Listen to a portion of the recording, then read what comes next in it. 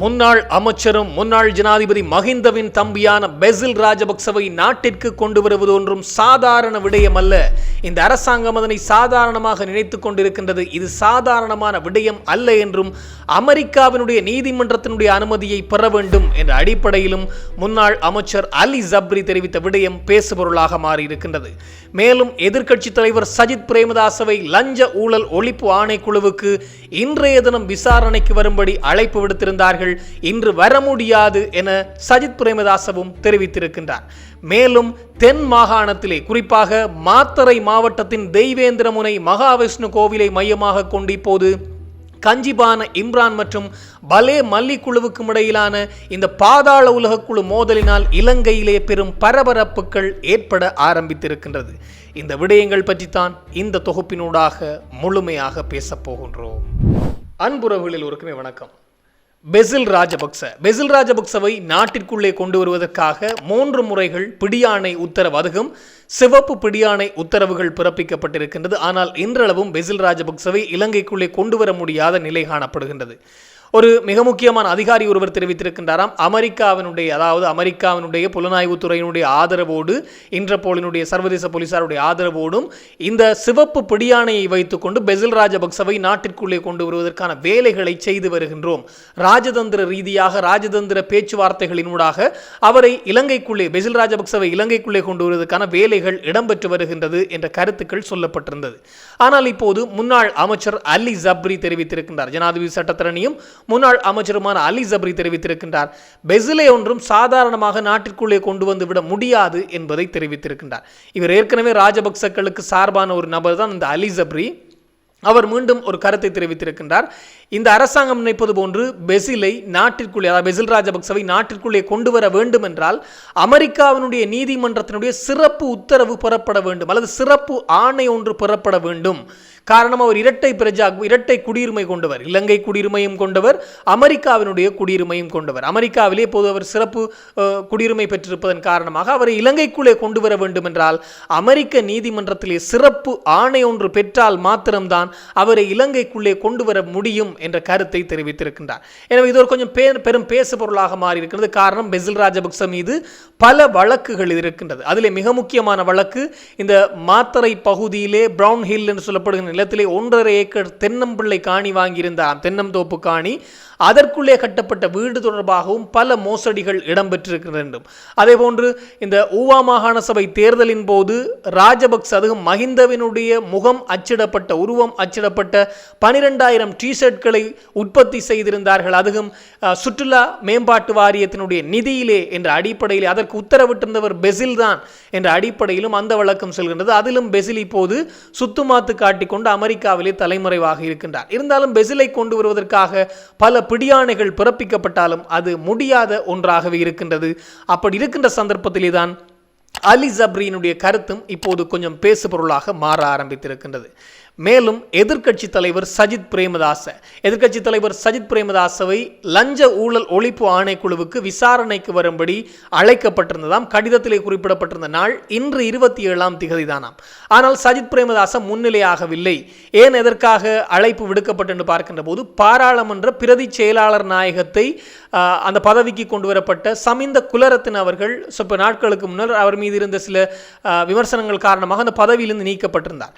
அவரை பதவியிலே கொண்டு வருதல் சார்ந்து சஜித் பிரேமதாசவும் ஒரு மிக முக்கியமானவர் என்ற அடிப்படையிலே தான் அது தொடர்பாக வாக்குமூலங்களை பதிவு செய்வதற்காக அவர் அழைக்கப்பட்டிருந்தார். ஆனால் தன்னுடைய சட்டத்தரணிகளூடாக இன்று வரமாட்டேன், எதிர்வருகின்ற 3ஆம் திகதி வருகின்றேன் என்ற அடிப்படையில் சஜித் பிரேமதாசவும் சொல்லியிருப்பதாக தகவல் வெளியாகி இருக்கின்றது. எனவே ஏற்கனவே ரணில் விக்ரமசிங்கவும் இதுபோன்று பல முறைகள் நான் வரப்போவதிலே புறகொரு நாள் வருகின்றேன் என்று சொல்லித் தெரிந்தார். ஆனால் இறுதியிலே கைது செய்யப்பட்டார்.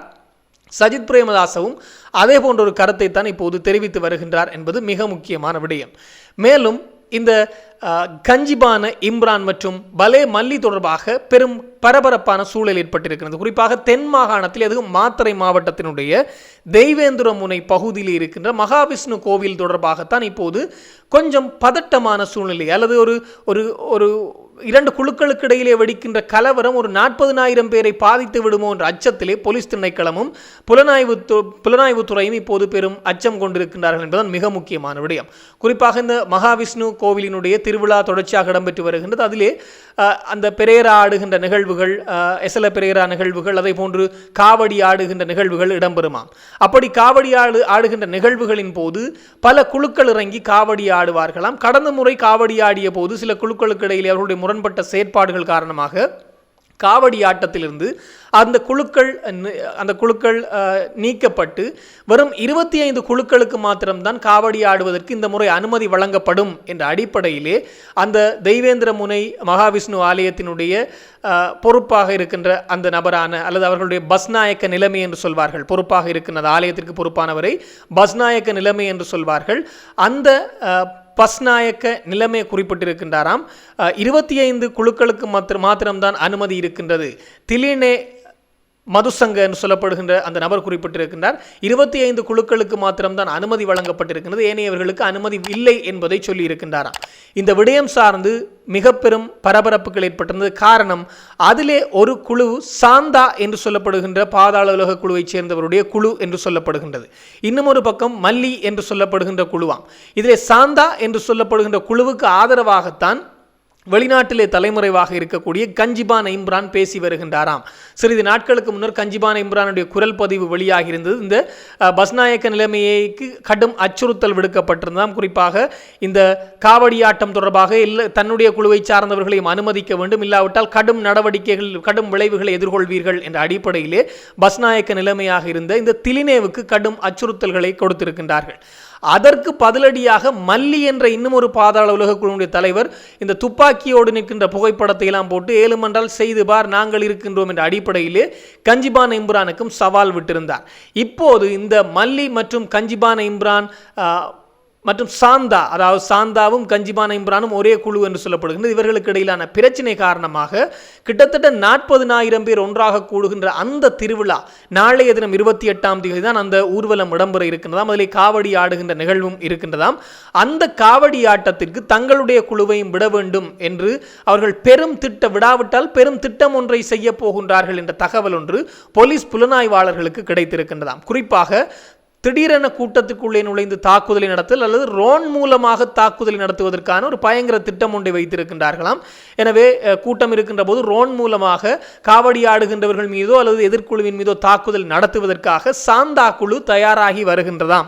அதான் கஞ்சிபான் இம்ரான் குழு தயாராகி வருகின்றதாம் என்ற புலனாய்வு தகவல் இந்த போலீஸ் திணைக்களத்திற்கு குறிப்பாக இந்த புலனாய்வு பிரிவுக்கு அந்த தகவல் கிடைத்திருக்கின்றது. உடனடியாக இந்த தகவல் பாதுகாப்பு தரப்பினருக்கு மாற்றப்பட்டிருக்கின்றது. இந்த விடயத்திலே இப்போது போலீஸ் மா அதிபர் பிரியந்த வீரசூரிய தலை போட்டிருக்கின்றார். அதான் மிக மிக முக்கியமான விடயம். காரணம், 2 பாதாள உலக குழுக்கள் மிக பெரும் மோசமான விளைவுகளை செய்வதற்கு தயாராகி வருகின்றார்கள் என்பதனால் உடனடியாக இந்த நிகழ்வின் போது, அதாவது இந்த விஷ்ணு தேவ ஆலயத்தினுடைய அல்லது விஷ்ணு கோவிலினுடைய அந்த விழாவின் போது காவடி ஆட்டத்தை நிறுத்த வேண்டும் என்ற அடிப்படையிலே போலீஸ் மா அதிபர் பிரியந்த வீரசூரிய மாத்தறை மாவட்ட செயலாளருக்கு பிரியந்த வீரசூரிய அவர்கள் கடிதத்தின் மூலம் அறிவுறுத்தல் விடுத்திருக்கின்றாராம். உடனடியாக இந்த காவடியாட்ட நிகழ்வை நிறுத்த வேண்டும். காரணம், இதனை மையமாக கொண்டு இரு குழுக்களுக்கு இடையிலே மோதல் ஒன்று ஏற்பட போகின்றது, புலனாய்வு தகவல் கிடைத்திருப்பதாகவும், எனவே இந்த மோதலை மையமாக கொண்டு இலங்கையினுடைய பெயருக்கே இழுக்கை ஏற்படுத்துகின்ற வகையிலே ஒரு மிக பெரும் திட்டம் ஒன்று தீட்டப்பட்டிருக்கின்றது என்பதும் சொல்லப்பட்டு வருகின்றதாம்.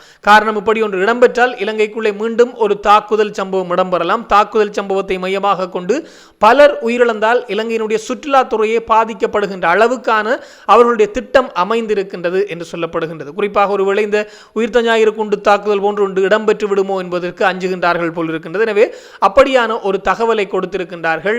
இப்போது போலீஸ் மா அதிபர் பிரியந்த வீரசூரிய குறிப்பிட்டிருக்கின்றார் மாவட்ட செயலாளருக்கு உடனடியாக அந்த திருவிழாவின் போது ஆடப்படுகின்ற காவடி ஆட்டத்தை நிறுத்த வேண்டும் அல்லது அந்த காவடி ஆட்டத்திற்கான தடை உத்தரவை பிறப்பிக்க வேண்டும் என்று சொல்லப்பட்டிருக்கிறதாம். தடை உத்தரவும் பிறப்பிக்கப்பட்டிருக்கிறதாம். அத்தோடு பஸ்நாயக்க நிலைமையாக இருக்கின்ற திலின மதுசங்கவுக்கு பதிலாக அந்த இடத்திலே வேறு ஒருவரை அல்லது அவர் அந்த இடத்திலே நேரடியாக கலந்து கொள்வதை தவிர்க்க வேண்டும் என்ற உத்தரவுகளும் பிறப்பிக்கப்பட்டிருக்கிறதாம். காரணம், ஒரு பெரும் திட்டம் ஒன்று தீட்டப்பட்டிருக்கின்றது என்ற புலனாய்வு தகவல் தான். எனவே நாளைய தினம் அது கடும் பாதுகாப்போடு தான் இந்த திருவிழா நிகழ்வுகள் இடம்பெற்று வருகின்றது. எனவே திருவிழா நிகழ்வுகள் இடம்பெறுகின்றது. அதுவும் நாளைய தினம் தான் இந்த நிகழ்வு எனும் போது இன்னும் பாதுகாப்பு பலப்படுத்தப்பட்டிருப்பதாகவும் சொல்லப்பட்டிருக்கின்றது.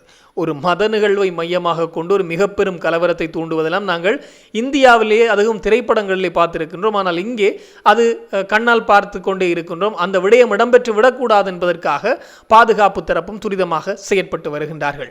இது தொடர்பாக இன்னும் பல தகவல்கள் வருகின்ற போது உடனுக்குடன் தெளிவுபடுத்த நானும் தயாராக இருக்கிறேன்.